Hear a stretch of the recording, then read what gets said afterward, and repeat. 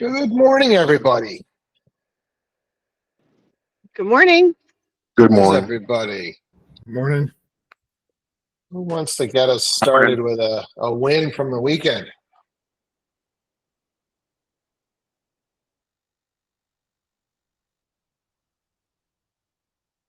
Who's got something? Come on. Got a new listing. Hey, new listings are good, right? Especially in New England. Jeff and Linda, what do you got?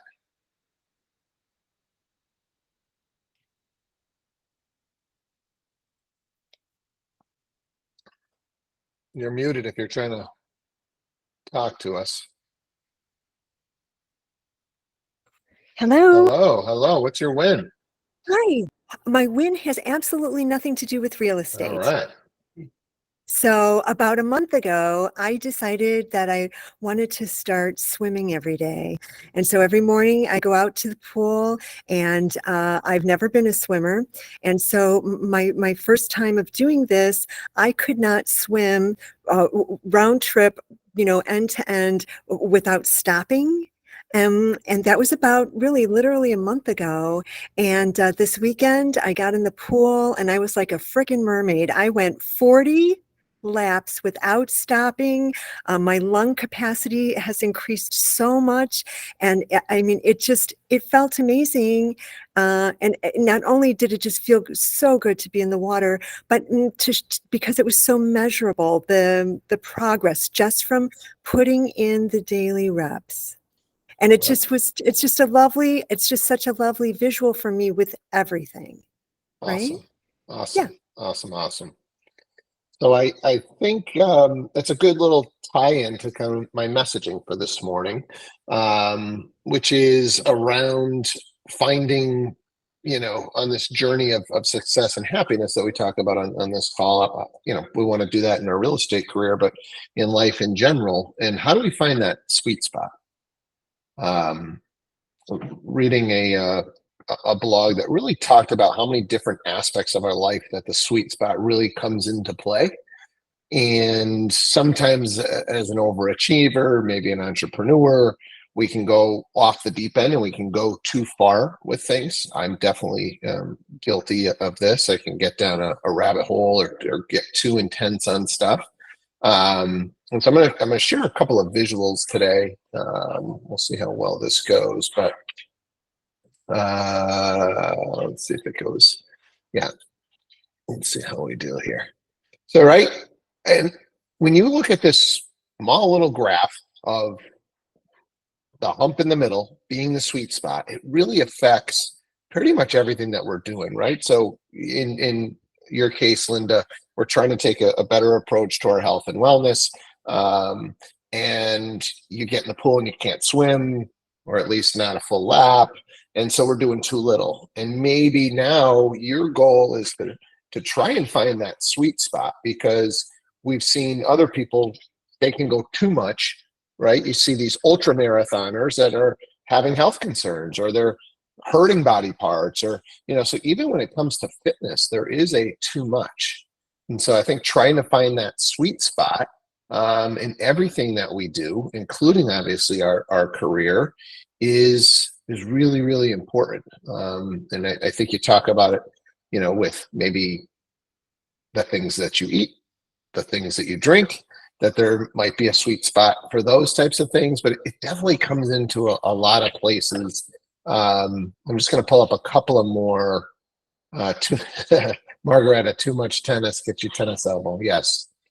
Let's see if I can share a couple of more little visuals that I had around this.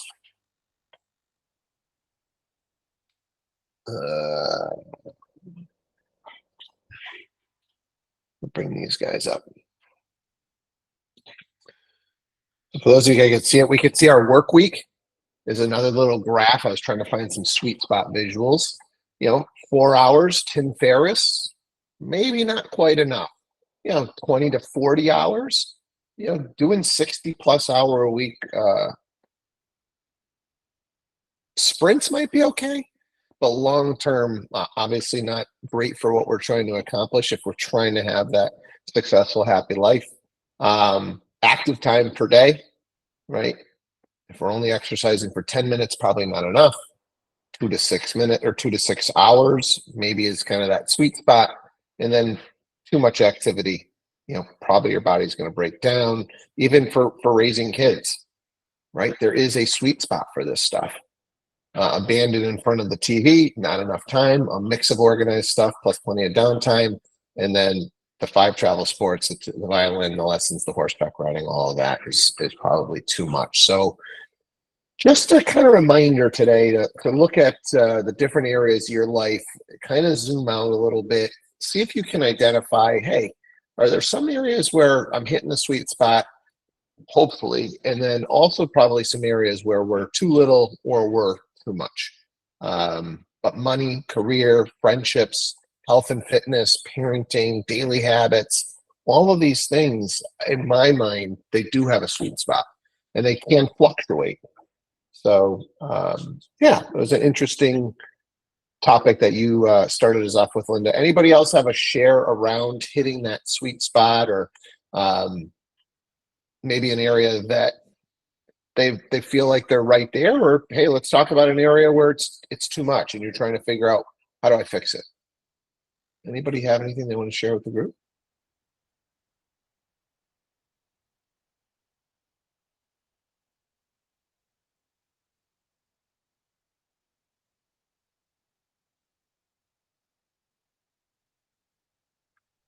I'll tell you an area that I am really focused on is energy levels right now. Trying to make sure that it is as natural as possible to keep that energy as high as possible. Can I find that sweet spot? And it's not easy, right? There's a lot of factors I'm learning that are going into maintaining the highest possible energy levels all day long. From getting a great night's sleep to overtraining. As I'm really trying to dial in with the Aura Ring and the different apps that Apple has out there, I'm definitely thinking that I'm overtraining, and I need to have a couple of more rest days where maybe it's 2 or 3 10 to 15 minute walks. I'm making a switch on my morning routine. We're going to ditch the coffee. We're going to try some matcha. Anybody? Do we have any matcha drinkers? Raise your hand if you're drinking matcha in the morning over coffee. Margareta? Justin? All right. Are you guys drinking this regularly? Molly? All right. Anyway, so like matcha was like the next level. It's like a whole. I'm a big drinker. Margareta, we're struggling. You're echoey or something. Bunch of matcha drinkers. Interesting. Try again, Margareta. And anybody want to talk to us about matcha? Today is day 1 of matcha drinking for me, and I was expecting this horribly tasting stuff, and I'm actually really enjoying my morning cup here. What does it taste like? Matcha is like a completely different experience. Can you hear me okay now? Yes, you're better. Yeah. Matcha, I don't know. I'm recently obsessed with Japanese diet in general. I've been eating soup for morning, miso soup, more fish. It's just easier eating in general. I got a rice cooker now too, so matcha was a natural thing, and it's a very different taste to anything that you really had, and especially make sure you get a good quality of that stuff, because there's some cheaper stuff and it just does not taste good and will turn you off to it. Good luck to it. Yeah, so enjoying so far. When you read about it, and I'll let you go next, Justin. You think it's going to be this like very earthy, crunchy, green, and it's going to taste horribly. Everything that I read said definitely spend a little bit extra and get good stuff, high quality from Japan. Funny story. I over the weekend was at a random gas station, and that's like the supermarket gas station. And I went in looking for some matcha because I was going to, start over the weekend and make my transition this week from the drinking the coffee, and go in there. And the lady looked at me. She's like, "Have you had it before?" And I'm like, "No, my wife had said she had tried it in the past and didn't necessarily love it." And she's like, "Doesn't taste that great." But she's like, "There's a woman that works here who was the head culinary chef for the Japanese sumo wrestling team randomly, and she came over here, and yeah, she's helping out with their food prep because it's like they have like a deli and stuff like that. And she's like, I'm gonna go ask her about matcha.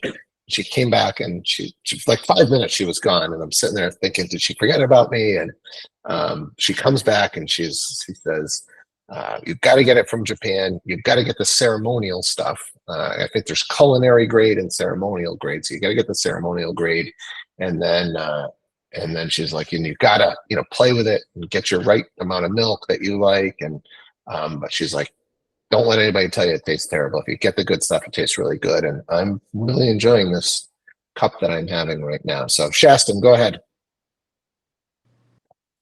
So I actually, I would just get the Starbucks ones, and I can't just drink, because I think with Starbucks I make it with oat milk, but I add, instead of oat milk, I'll do soy, and then I have them add 3 pumps of sugar-free brown sugar syrup, and it's phenomenal that way, but it's iced. So you can do the same thing just in a hot drink. But I totally agree. It's definitely a learned taste. The first time I tried it was actually a recommendation from one of my clients. And it was the first time I had tried like an iced matcha drink. And I let my daughter have it. She now calls it grass juice. She won't touch it. And she says it tastes like grass clippings. But I actually bought the ingredients, and because it's one of those things that it's not like this over complicated drink. You can literally just buy soy milk and any flavor sugar-free syrup and make your own matcha at home. It's really, really good that way though. So if you've never tried it iced, like, I enjoy it much better iced than I do as like a hot drink. Yeah, I've got no milk, I got no creamer, I got no sweeteners. I'm just drinking it straight. There was a couple of brands that were recommended.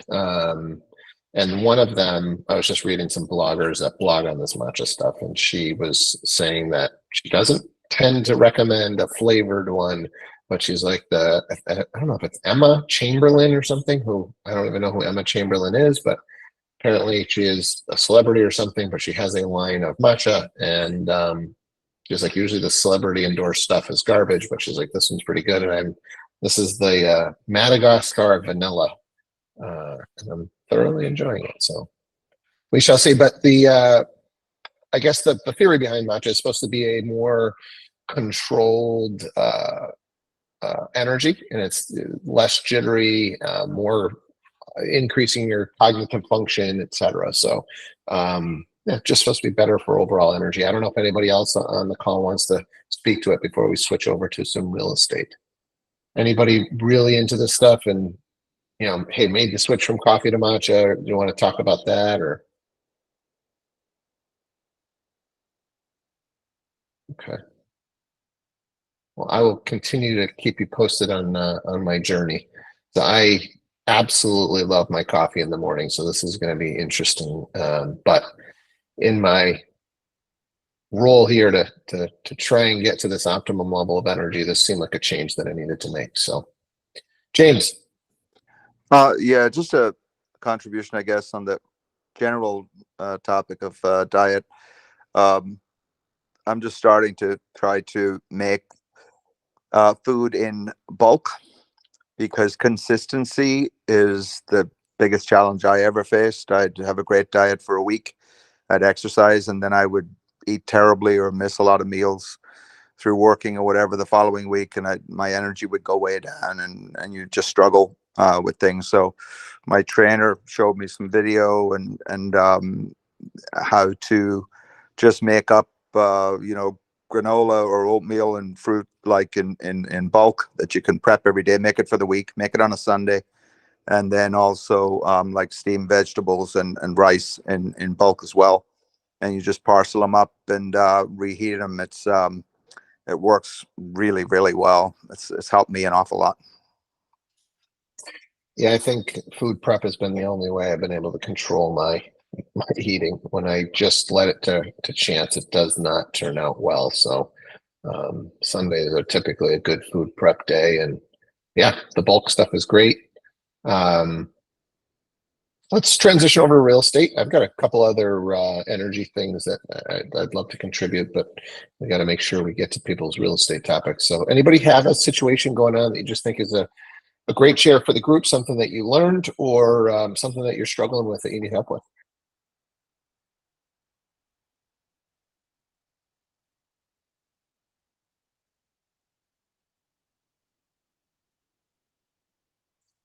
No weird things going on in your deals?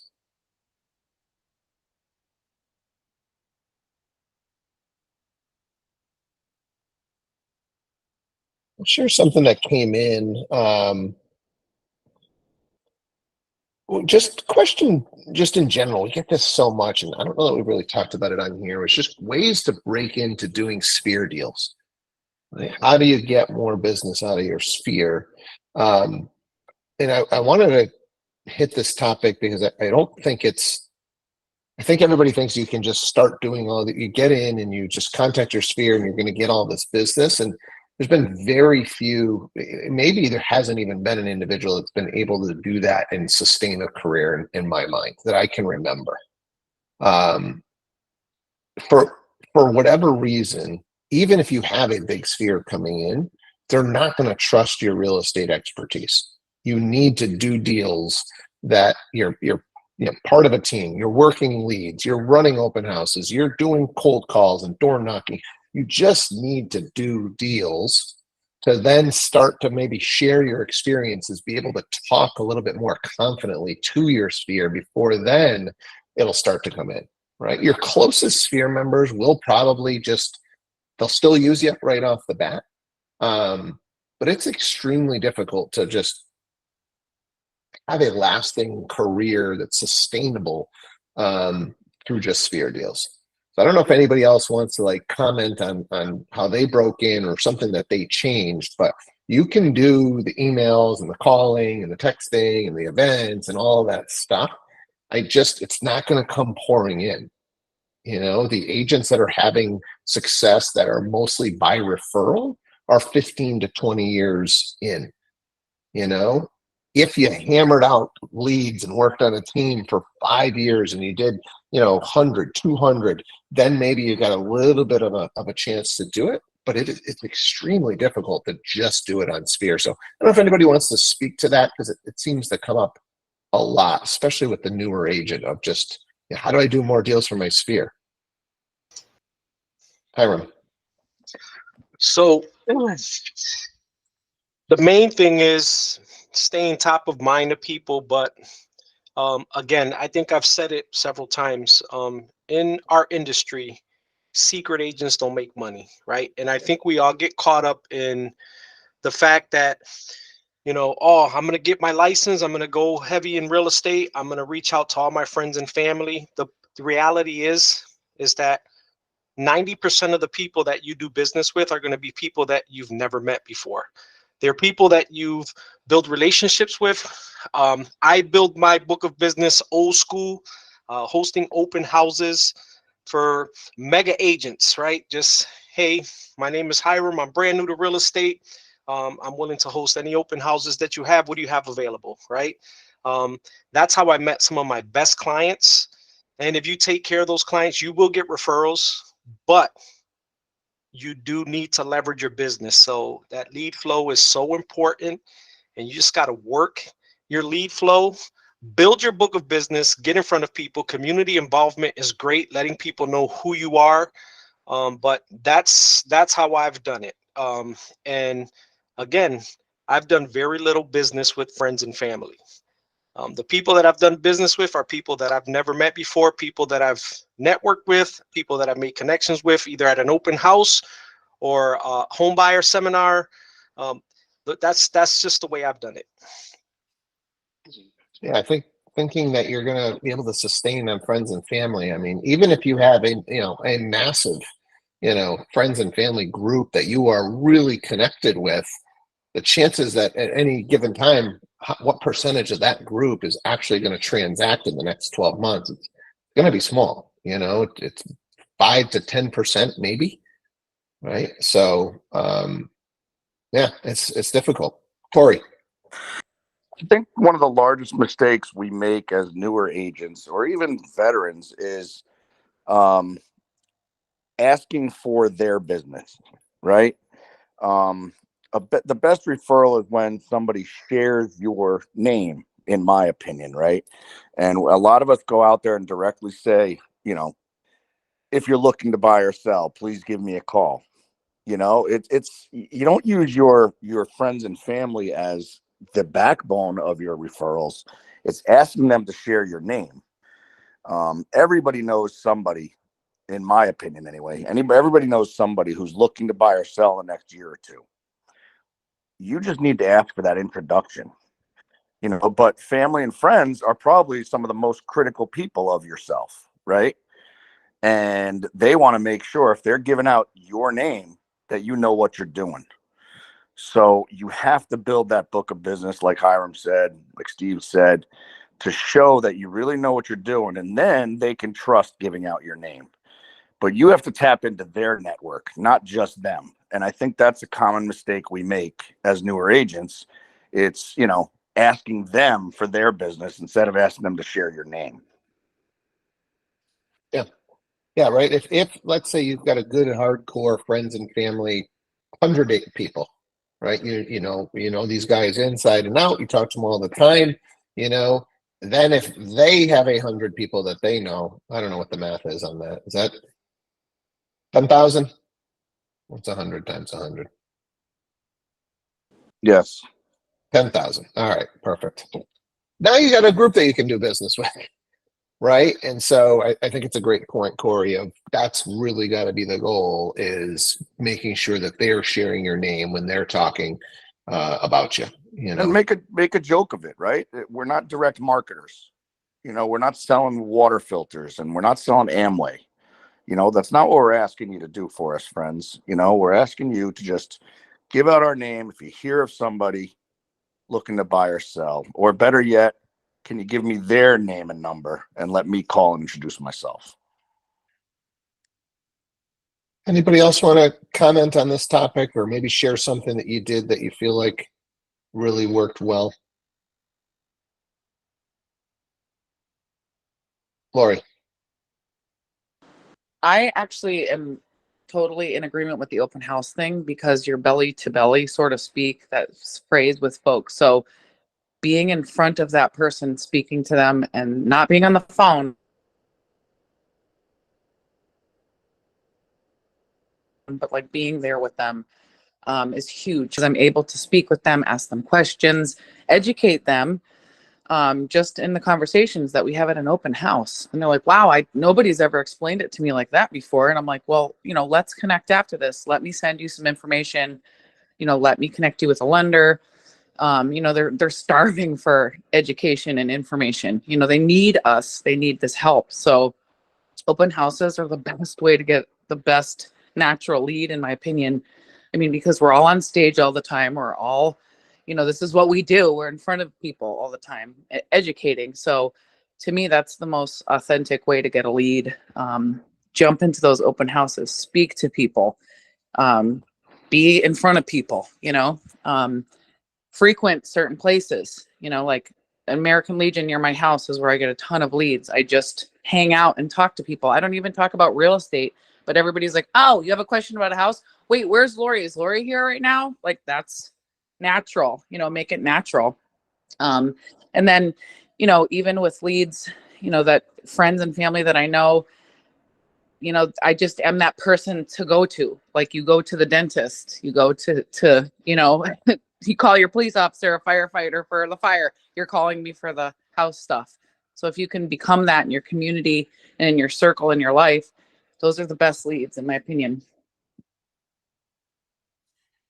Yeah, Corey, great share, Lori. And I've always said the small little groups, so go and do the things that bring you joy, and do it in small groups.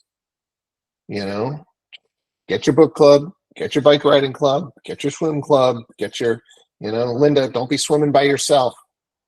You're loving your swimming. Go get involved in some sort of a swim club over there, Linda. Start swimming with some other people and get yourself some real estate deals. Corey, you were next. Yeah, I just wanted to ask a question. I mean, we just came off one of the most popular holiday weekends of the year, right? I mean, how many of you on this call were at parties this weekend and you were asked, how's the real estate market?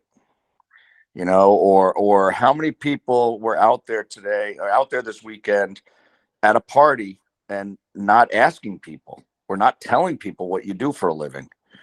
You know, that's where you make your connections. That's where you make your referrals. Just like Lori is saying, just, those are the opportunities that we sometimes miss. And even although a lot of these parties are with your family and friends, and you think they know what you do for a living, and you hope they know when they're ready to make the decision, they forget. So you always have to stay in front of these people because everybody knows at least 2 or 3 real estate agents. Yeah, I think, these small little gatherings or even a large one, you got to be on, and I don't know. I don't think a lot of people get in and understand, like, you got to be on in this business, right? If you go to that party and you're Debbie Downer or you're just bitchy and moaning and complaining, like, who wants to do business with that guy?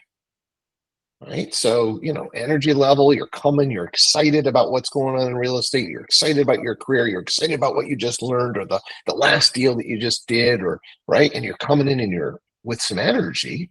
People want to be around that. James.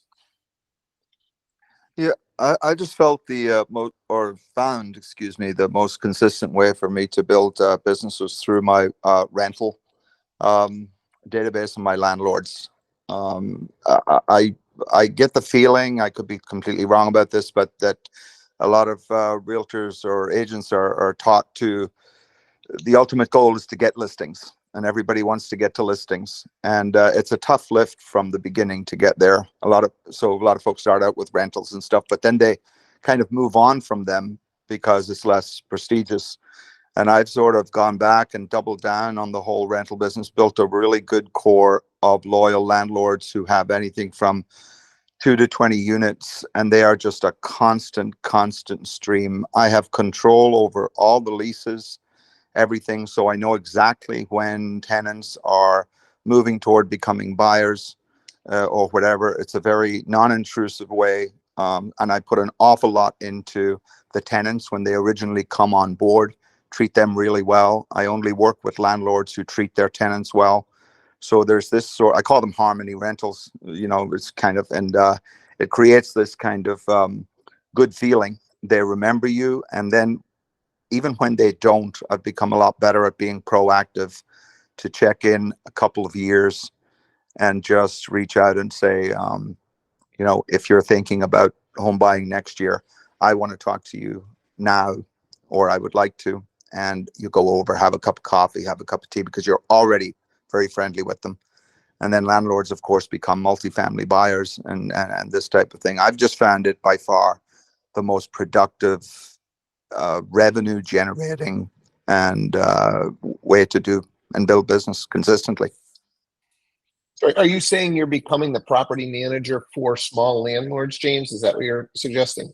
No, that's a great question. I did a little property management early on, but I absolutely stepped away from that because it's a 365 commitment, and I go away out of the country for a couple of months a year. So I didn't want to do that. I did what I had to do early on to make some extra money, but and people appreciated it, but it was too much of a commitment. And then I started to become concerned about the liability side of it, that I really wasn't well enough covered. One gas leak situation happened that just scared the hell out of me. And after that, I completely shut it down. No, I'm controlling all of the leases. I keep the entire database. I just run everything for the landlords and take that all off their plate. And I'm very proactive and interactive with the landlords. Most of them have become very good friends, and they're just basically just building relationship with investors correct. or multifamily owners, and then helping them out with tenant situation, getting to know the tenants that they're putting into the properties, etc. Correct, but not just doing it like a quick rental, quick cat. I'm very familiar with the rental business now, and I know the difference you can make versus there's a lot of excuse me, rental folks who specialize in rentals. Just a lot of little companies that specialize in rentals all around where I am. And I know from coming up against competing with them reading all their stuff online, how they do it and what they do. And they're very, very much cattle call showings, turnover. They put a lot of young realtors on that to get their stripes and then build up, like I said, toward the listings. But they actually make no connections with the tenants. They make no connections with the landlords. All my landlords are locked in and completely loyal. And I would know if they were even thinking of going elsewhere. And I'm just sitting on top of all of their tenants and have an audience with them at all times, complete access to them. Gotcha. Great share. Keely, I think you were next.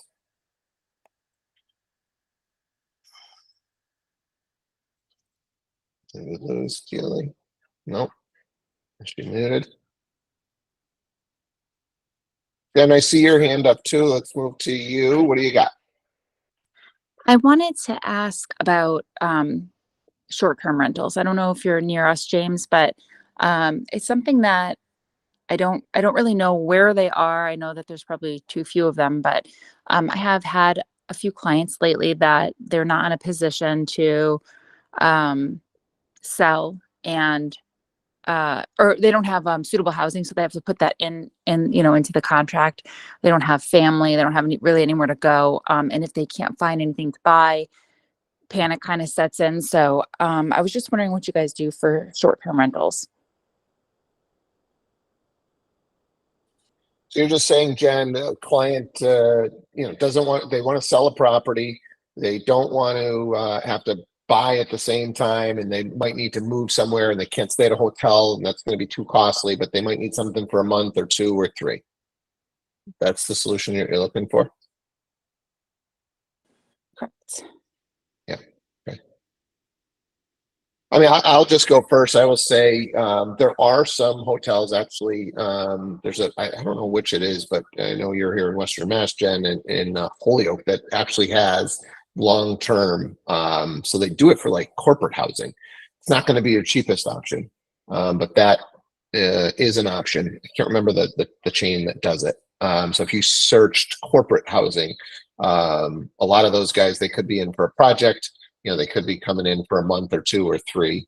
And then looking at the Airbnb or VVRO sites, there's some good opportunities in there where people would love to, they've got them up for a day or for a week, but renting one of those for, a month or 2 or 3 is definitely a possibility. So I don't know if anybody else wants to share what they've done to help a client with a short-term rental.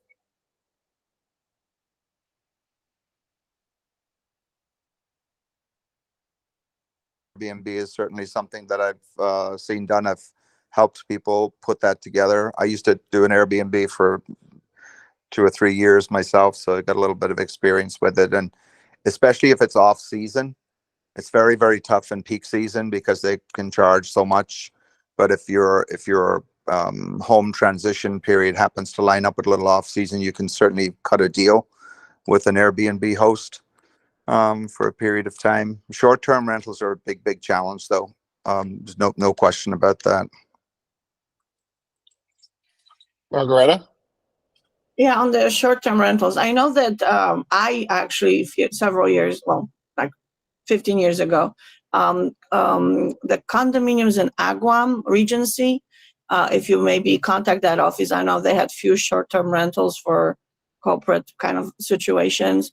I also know personally there was a corporate situation where a woman negotiated hotel stay, longer stays with, discounts on Route 5 in West Springfield.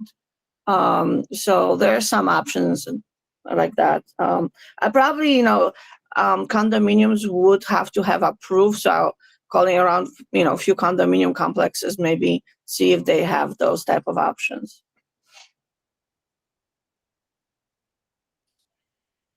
Anybody else have any other thoughts on short-term rental?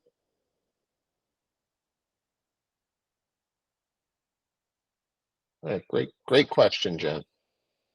All right, guys. Well, let's get our Mondays going. Hopefully this jumpstarts something. Hopefully something triggered something in your head today. Maybe there's an area of your life where we could work on that sweet spot. Maybe there was something on the connecting with your sphere that resonated. But whatever it is, I hope it gets the week started off good for you, and excited to get back on with you guys again tomorrow morning. Have a great Monday. We'll talk to you tomorrow. Thank you. Thank you. Thank you.